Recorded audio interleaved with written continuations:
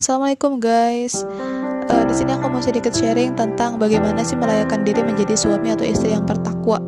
Ya, walaupun aku sendiri memang belum menikah dan belum merasakan bagaimana kondisi real pernikahan itu seperti apa, tetapi ini menjadi pembahasan yang sangat penting untuk kita kaji sebagai bekal dalam mengarungi rumah tangga nantinya. Pernah nggak sih kalian berpikir seperti apa calon pasangan kita? Kira-kira jodoh kita siapa ya? Pada saat kita menentukan sebuah pilihan terkait dengan jodoh atau pendamping hidup kita, ini sebenarnya tidak berbicara jodoh seperti apa yang kita harapkan, tetapi ketika kita ingin mendapatkan pasangan yang baik, tentu kita harus memfokuskan pada diri kita dulu untuk menjadi baik. Jadi kita tuh tidak berbicara tentang orang lain, tetapi berbicara tentang diri kita, bagaimana kondisi kita saat ini, bagaimana kondisi keimanan kita, karena kondisi kita itu akan menentukan calon imam seperti apa yang akan kita dapatkan.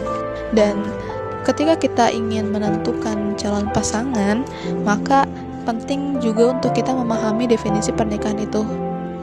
Kalau di dalam Al-Quran disebutkan bahwa pernikahan itu misakun ghalizo, yaitu perjanjian yang amat kukuh. Dan tahu nggak sih guys, misakun ghalizo itu hanya disebutkan di dalam Al-Quran 3 kali. Dalam konteks apa saja?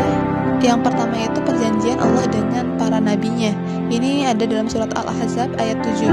Kemudian yang kedua yaitu perjanjian Allah dengan Bani Israel, yang mana dalam perjanjian itu tuh ditaruh gunung Tursina di atasnya. Dan yang ketiga itu menyangkut perjanjian antara suami istri.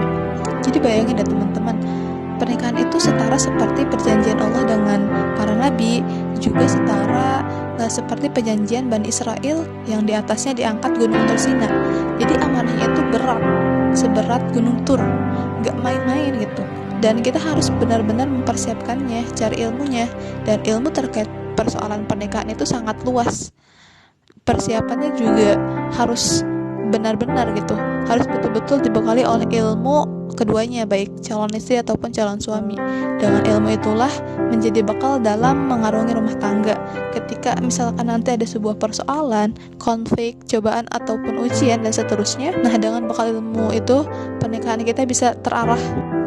Bahkan wasiat Nabi kita yang terakhir itu adalah tentang hak dan kewajiban pernikahan. Berarti pernikahan itu memang penting banget dan kita harus mempersiapkan ilmunya, sehingga kita tidak salah dalam menentukan arah, dalam langkah, dalam menentukan sikap, dalam menghadapi problematika di dalamnya. Jadi nikah tuh ya jangan sekadar nikah. Kalau nikah sekadar nikah ya apa bedanya kita dengan hewan. Dan nikah juga bukan hanya sekedar mencari kebahagiaan. Walaupun memang tidak bisa dipungkiri ya, kita pasti mengharapkan bahagia, tetapi jangan jadikan itu sebagai standar dalam pernikahan. Karena kalau misalkan bahagia itu menjadi sebuah fokus, maka ya siap-siaplah kecewa. Tapi fokuskan pernikahan itu sebagai ibadah. Dengan ibadah itulah akan muncul keberkahan dan kebaikan-kebaikan di dalamnya.